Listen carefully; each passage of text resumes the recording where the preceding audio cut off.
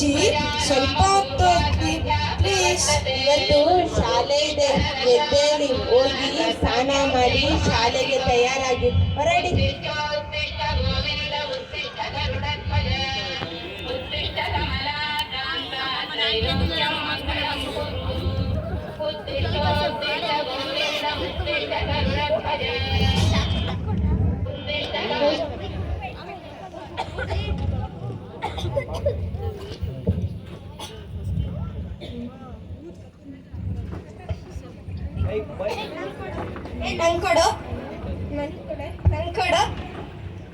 ಎಂತ ಮಗ ಬೆಳಗ್ಗೆ ಬೆಳಗ್ಗೆ ಗಲಾಟೆ?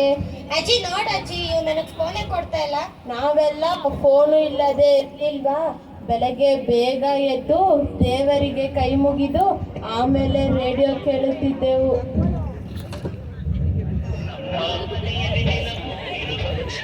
ಹಲೋ,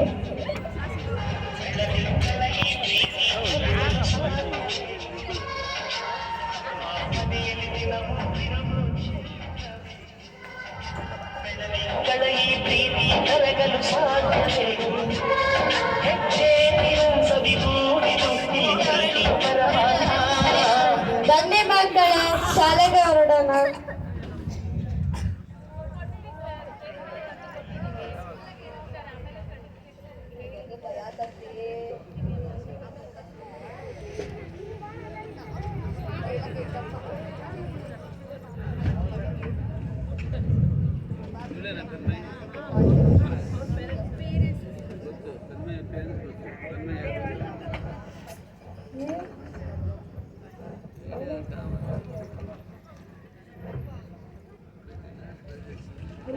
ಕಾಫಿ ತಗೊಳ್ಳಿ. ಸರಿ, ನನಗೆ ಜಾಬ್ ಕನ್ಫರ್ಮ್ ಆಗಿದೆ. ನಾಳೆಯಿಂದನೇ ಜಾಯಿನ್ ಆಗ್ತಿದ್ದೀನಿ. ಒಳ್ಳೆ ವಿಷಯ, ಕಂಗ್ರ್ಯಾಚುಲೇಷನ್. ಆದರೆ ಅಪ್ಪ ಅಮ್ಮನನ್ನು ಯಾರು ನೋಡ್ಕೊಳ್ತಾರೆ? ಅದೇ ರೀ, ನನ್ನ ಫ್ರೆಂಡ್ ಒಬ್ಳು ವೃದ್ಧಾಶ್ರಮದ ಬಗ್ಗೆ ಹೇಳಿದ್ದಲ್ಲ, ಅವ್ರನ್ನ ಅಲ್ಲಿಗೆ ಸೇರ್ಸಿದ್ರೆ ಹೇಗಿರುತ್ತೆ? ಬೇಡ ಬೇಡ, ಈ ವಯಸ್ಸಿನಲ್ಲಿ ದೂರ ಕಳಿಸೋದು ಒಳ್ಳೇದಲ್ಲ. ಬೇಡ ಅಂದರೆ ಹೇಗೆ? ನಾವು ಬೆಳಗ್ಗೆಯಿಂದ ಸಂಜೆವರೆಗೂ ಮನೇಲಿ ಇರೋದಿಲ್ಲ. ಅವ್ರನ್ನ ಅಲ್ಲಿಗೆ ಸೇರಿಸಿದ್ರೆ ಅವ್ರನ್ನ ಅಲ್ಲಿ ನೋಡ್ಕೋತಾರೆ. ಅವರು ಎಲ್ಲರ ಜೊತೆ ನಗ್ತಾ ಇರ್ತಾರೆ. ಅವ್ರ ವಯಸ್ಸಿನವ್ರ ಜೊತೆ ಚೆನ್ನಾಗಿರ್ತಾರೆ. ಆಯ್ತು, ಹಾಗಾದ್ರೆ ನೀನು ಹೇಳ್ದಂಗೆ ಆಗಲಿ. ಆದರೆ ಈ ವಿಷಯನ ಅವ್ರ ಹತ್ರ ಹೇಗೆ ಹೇಳೋದು? ಯೋಚನೆ ಮಾಡಿ.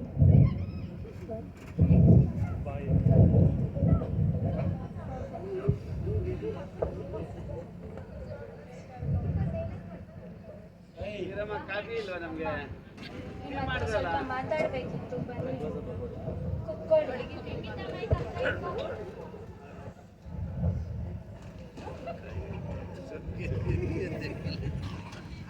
ಇವತ್ತಾದರೂ ಈ ಅಮ್ಮ ಹತ್ರ ಮಾತಾಡ್ಬೇಕೆಂದು ಪುರಸೋತಾ ಇದ್ದಲ್ಲ.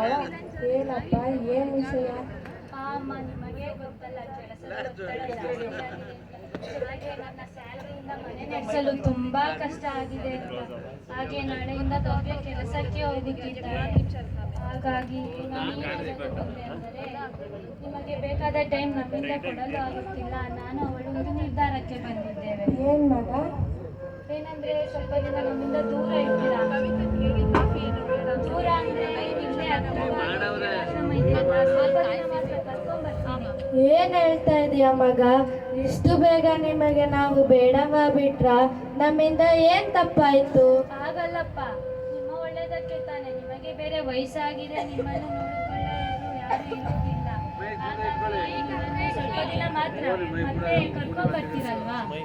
ಅಯ್ಯೋ, ಎಷ್ಟೇ ಕಷ್ಟ ಆದ್ರೂ ಇಲ್ಲೆಲ್ಲಾದ್ರೂ ಮೂಲೆಯಲ್ಲಿ ಉಪ್ಪು ಗಂಜಿ ಕುಡ್ಕೊಂಡಿರ್ತೀವಿ. ಆದ್ರೆ ನಿಮ್ಮನ್ನು ಮತ್ತು ರವಿ ಶ್ರುತಿಯನ್ನು ಹೇಗೆ ಬಿಟ್ಟು ದೂರ ಹೋಗುವುದು? ಹೌದು ಮಗ, ಇರ್ತೇವೆ, ಇಲ್ಲ ಆರಾಮಾಗಿ ಇದ್ದೇವೆ ಅಲ್ಲವಾ? ಹಾಗಲ್ಲಪ್ಪ, ನನ್ನ ನಿರ್ಧಾರ ನಿಮಗೆ ಹೇಳಾಗಿದೆ. ನಿಮ್ಮನ್ನು ಅಲ್ಲೇ ಬಿಡುವುದಿಲ್ಲಲ್ಲ, ಸಂಜೆ ಕರ್ಕೊಂಡ್ಬರ್ತೀನಲ್ಲ. ರೆಡಿ ಆಗಿರಿ, ಬರ್ತೀನಿ. ನೋಡಿದ್ರವಿ, ನಮ್ಮ ಮಗ ಎಷ್ಟು ದೊಡ್ಡವನಾಗಬಿಟ್ಟ. ಜನ್ಮ ಕೊಟ್ಟ ಅಪ್ಪ ಅಮ್ಮನನ್ನು ಮರೆತು ಬಿಟ್ಟು ದೂರ ಕಳಿಸುವಷ್ಟು ದೊಡ್ಡವನಾಗಬಿಟ್ಟ. ನಾನು ಅವನಿಂದ ಇಂತಹ ಮಾತು ನಿರೀಕ್ಷಿಸಲಿಲ್ಲ. ಏನ್ ಮಾಡೋಕೆ ಆಗುತ್ತೆ ಹೇಳು, ಎಲ್ಲ ಅವರವರು ಪಡ್ಕೊಂಡ್ ಬಂದಿದ್ದು. ಆ ದೇವರು ಯಾರ ಹಣೆಯಲ್ಲಿ ಏನೇನ್ ಬರ್ತಿರ್ತಾನೆ ಅಂತ ಯಾರಿಗ್ ಗೊತ್ತು. ನೀನು ಏಕೆ ಆಗ್ತು ನಿನ್ನ ಆರೋಗ್ಯವನ್ನು ಹಾಳು ಮಾಡ್ಕೊತೀಯ? ಆರೋಗ್ಯ ಕಾಪಾಡಿಕೊಂಡು ಏನು ಮಾಡೋದು? ಯಾರಿಗೋಸ್ಕರ ಬದುಕುತ್ತಿದ್ದೆವು ಅವರಿಗೆ ಬೇಡವಾದಾಗ ಬದುಕಿದ್ದು ಸತ್ತ ಹಾಗೆ. ಬಾ, ಏನೇನ್ ಬೇಕೋ ಎಲ್ಲ ತುಂಬಿಸ್ಕೊ. ಮಕ್ಕಳು ಸ್ಕೂಲಿನಿಂದ ಬಂದರೆ ಅವರ ಮುಖ ಕಂಡರೆ ನಮ್ಮ ಕಾಲೇ ಮುಂದೆ ಹೋಗಲ್ಲ. ಬಾ.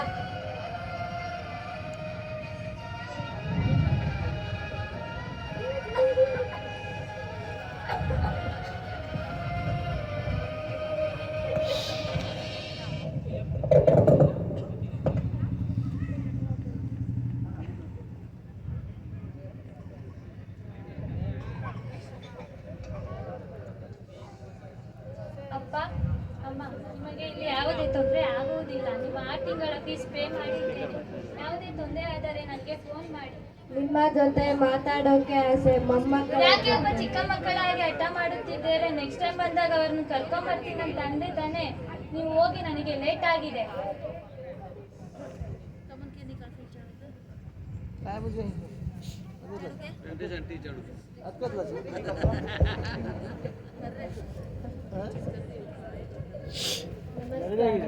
ನಾನು ಜಾಸಿ, ಪ್ರೇಮಾಲಯ ಆಶ್ರಮದ ಸೀನಿಯರ್ ಮೋಸ್ಟ್ ಸದಸ್ಯ. ಇರೋರೆಲ್ಲರ ವಿಷಯ ತಿಳಿದಿರುವುದು ನನಗೆ ಮಾತ್ರ. ಒಂದು ನಿಮಿಷ ನಮ್ಮ ಆಶ್ರಮದ ಸದಸ್ಯರನ್ನು ನಿಮಗೆ ಪರಿಚಯ ಮಾಡಿಸುತ್ತೇನೆ. ಪ್ರೇಮಾಲಯ ಆಶ್ರಮದ ಎಲ್ಲಾ ಪುತ್ರರು ಬನ್ನಿ ಬನ್ನಿ.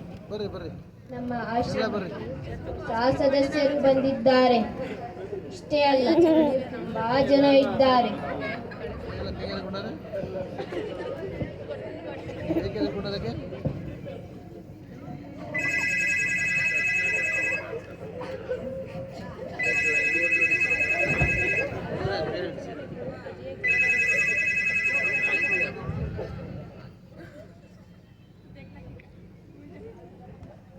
ಏನ್ ಶಾರದಮ್ಮ, ಮಗ ಕಾಲ್ಗೆ ಸಿಕ್ಕದ್ನ? ಪಾಪ, ನಮ್ಮ ಮಗನಿಗೆ ತುಂಬಾ ಕೆಲಸವಿರಬೇಕು, ತುಂಬಾ ಬ್ಯುಸಿಯಾಗಿದ್ದಾನೆ, ಅದಕ್ಕೆ ಕಾಲ್ ತೆಗಿಲಿಲ್ಲ. ಬಿಸಿಯಾಗಿರೋದಕ್ಕೆ ತಾನೇ ನಿಮ್ಮನ್ನು ಇಲ್ಲಿಗೆ ಸೇರಿಸಿ. ನೋಡಿ ಜೋಸಿಫಣ್ಣ, ನೀವು ಹಾಗೆಲ್ಲ ಮಾತಾಡಬೇಡಿ. ಅವನಿಗೆ ಅಮ್ಮ ಎಂದರೆ ತುಂಬಾ ಇಷ್ಟ. ಪರಿಸ್ಥಿತಿಗೆ ಕಟ್ಟು ಬಿದ್ದು ನನ್ನನ್ನು ಇಲ್ಲಿಗೆ ಸೇರಿಸಿದ್ದಾನೆ. ನೋಡ್ತಾ ಇರಿ, ಒಂದಲ್ಲ ಒಂದು ದಿನ ನನ್ನನ್ನು ಇಲ್ಲಿಂದ ಕರ್ಕೊಂಡು ಹೋಗ್ತಾನೆ. ಏನ್ ಹೇಳೋದು ನಿಮಗೆ? ಹೋಗಿ ಹೋಗಿ, ಈಗ ಹೋದರಲ್ಲ. ಅವರ ಹೆಸರು ಶಾರದಮ್ಮ. ಮಗನ ಕಾಲಿಗಾಗಿ ತುಂಬಾ ವರ್ಷಗಳಿಂದ ಕಾಯುತ್ತಿದ್ದಾರೆ. ಆದರೆ ಮಗ ನಾಟ್ ರೀಚಬಲ್. ಅಂದ ಹಾಗೆ ನಿಮ್ಮ ಹೆಸರೇನು? ನಾನು ರಾಮಣ್ಣ, ರಿಟೈರ್ಡ್ ಟೀಚರ್. ಏನ್ ವಿಧಿ ನೋಡ್ರಿ, ಸಮಾಜದ ಎಲ್ಲರಿಗೂ ಬುದ್ಧಿ ಹೇಳಿ ತಿದ್ದಿ ತೀಡಿದ ನಾನು ನನ್ನ ಮಕ್ಕಳನ್ನು ಶಾಲೆಗೆ ಸೇರಿಸಿದಂತೆ ನನ್ನ ಮತ್ತು ನನ್ನ ಹೆಂಡತಿಯನ್ನು ಈ ವೃದ್ಧಾಶ್ರಮಕ್ಕೆ ಸೇರಿಸಿದ್ದಾನೆ. ರಾಮಣ್ಣ, ನೀವು ಇಷ್ಟಕ್ಕೆಲ್ಲ ನೊಂದಿಕೊಂಡರೆ ಹೇಗೆ? ಅಂದಾಗೆ ನೀವು ಇಲ್ಲಿರುವ ಕಾರಣ? ನನ್ನ ಕಥೆನೇ ಬೇರೆ. ನನಗೆ ಗಂಡು ಮಕ್ಕಳಿಲ್ಲ, ಇಬ್ಬರೂ ಹೆಣ್ಣು ಮಕ್ಕಳೇ. ಪ್ರೀತಿಯಿಂದ ಬೆಳೆಸಿ ಸಾಕಿ ಮದುವೆ ಮಾಡಿಕೊಟ್ಟ ನನಗೆ ನನ್ನವಳು ತೀರಿಕೊಂಡ ಮೇಲೆ ಪರಿಸ್ಥಿತಿ ಬದಲಾಯಿತು. ಕೊನೆಗೂ ನಾನೊಂದು ನಿರ್ಧಾರಕ್ಕೆ ಬಂದೆ, ಅದೇ ಈ ವೃದ್ಧಾಶ್ರಮ. ನೀವೇ ಪುಣ್ಯವಂತರು ಜೋಸೆಫಣ್ಣ. ಮಗ ಗಂಡಾಗಲಿ ಹೆಣ್ಣಾಗಲಿ ಈ ತಾಂತ್ರಿಕ ಯುಗದಲ್ಲಿ ಕೊನೆಗೆ ಅಪ್ಪ ಅಮ್ಮನಿಗೆ ಇಂತಹ ಪ್ರೇಮಾಲಯವೇ ಗತಿ. ಒಂದು ಥ್ರಿಲ್ಲಿಂಗ್ ವಿಚಾರ ಏನೆಂದರೆ ರಾಮಣ್ಣ, ಇಲ್ಲಿರೋರೆಲ್ಲ ಬಡ ಕುಟುಂಬದವರಲ್ಲ, ಎಲ್ಲ ಶ್ರೀಮಂತ ಕುಟುಂಬದವರೇ. ಡಾಕ್ಟರ್, ಇಂಜಿನಿಯರ್, ಬಿಸ್ನೆಸ್ ಮ್ಯಾನ್ ರವರ ತಂದೆ ತಾಯಿಗಳೇ. ಅದು ಸರಿ ಜೋಸೆಫಣ್ಣ, ಮಕ್ಕಳಿಗಾಗಿ ಆಸ್ತಿಯನ್ನು ಮಾಡಬಾರದು, ಮಕ್ಕಳನ್ನೇ ದೇಶದ ಆಸ್ತಿಯನ್ನಾಗಿ ಮಾಡಬೇಕು.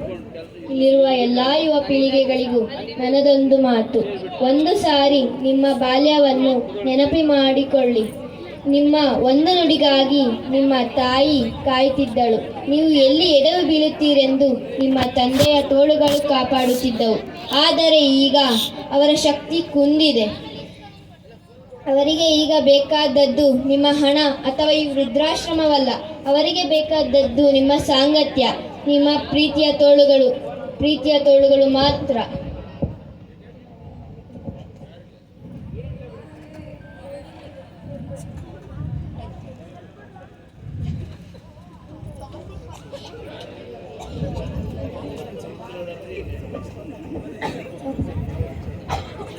ಅಣ್ಣ, ಇವತ್ತು ಅಜ್ಜ ಅಜ್ಜಿ ಬಂದಿಲ್ಲ. ಆದರೆ ಅಪ್ಪ ಅಮ್ಮ ಹೇಳಿದ್ರಲ್ಲ ಇವತ್ತೇ ಬರ್ತಾರಂತ. ಮಕ್ಕಳೇ, ಯಾರನ್ನ ಹುಡುಗಿರಾ? ಇವತ್ತು ಅಜ್ಜ ಅಜ್ಜಿ ಬರ್ತಾರಂತ ಹೇಳಿದ್ರಲ್ಲ, ಆದ್ರೆ ಇಲ್ಲಿ ನೋಡಿದ್ರೆ ಕಾಣಿಸ್ತಾನೆ ಇಲ್ಲ. ನಾವು ಸ್ಕೂಲಿಂದ ಎಷ್ಟು ಬೇಗ ಬಂದ್ವಿ ಗೊತ್ತಾ?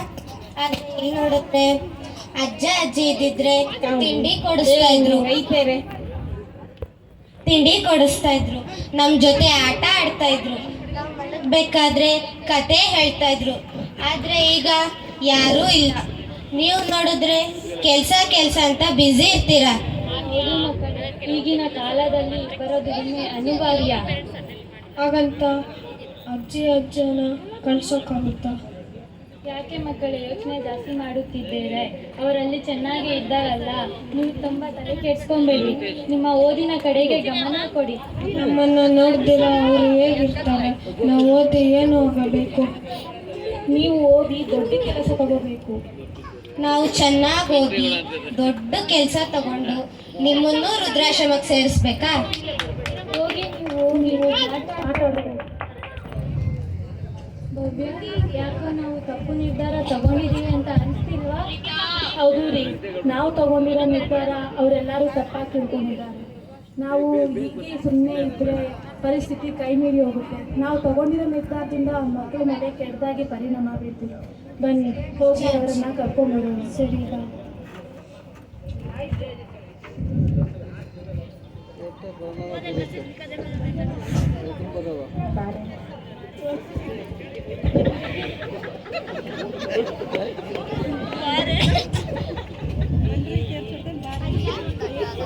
ಅಜ್ಜ ಅಜ್ಜಿ,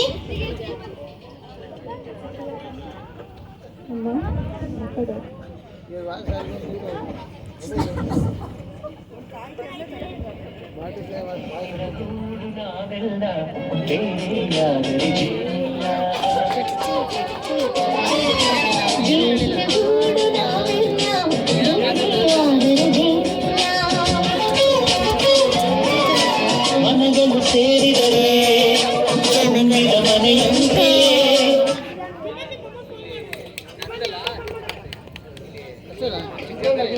ಎಲ್ಲರೂ ಬನ್ನಿ, ಟೀಮ್ ಪೂರ್ತಿ ಬನ್ನಿ ಎಲ್ಲರೂ.